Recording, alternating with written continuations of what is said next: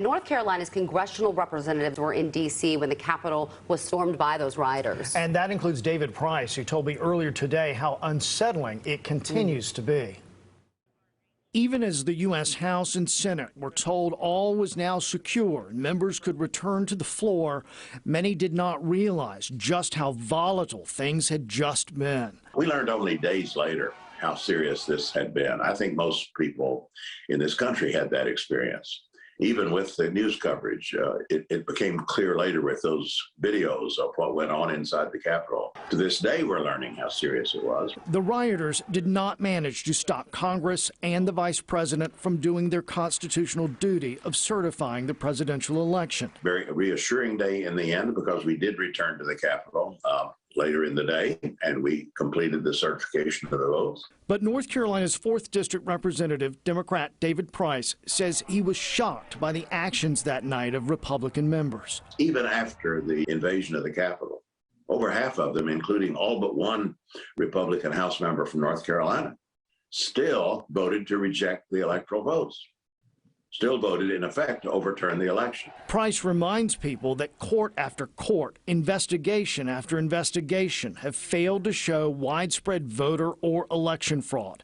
And among the most difficult things to digest, I could feel myself losing oxygen and recall thinking to myself, this is how I'm going to die. I did learn something about just the depth of this and the personal anguish that had resulted. And it suddenly became more understandable how these officers had committed suicide, how they'd fallen into despair. The treatment by fellow House members of those who risked their lives, were injured and died after protecting those same people. The indifference shown to my colleagues is disgraceful. Still angers Price. Just an indication of how far we've sunk, that members of Congress, political leaders who, by the way, in the past have often posed as the defenders of law enforcement, would do this about face and would somehow make law enforcement the villains. He worries about what all this means for the country. Yes, the system held, but I think the fragility of the system was also exposed. I don't take great comfort in the way things went. It's very, very dangerous, I think, to have a third of the population accepting this big lie.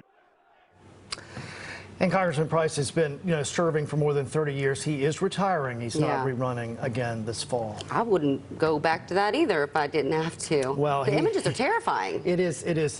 When we watch it today, it still doesn't seem like it's the United States of America, nor does it seem like it's anything other than a Hollywood movie. Yeah, well, we appreciate him sharing his story, though. And our thoughts, of course, stay with law enforcement, as you know. Absolutely. Well, North Carolina sets another record for the highest amount of daily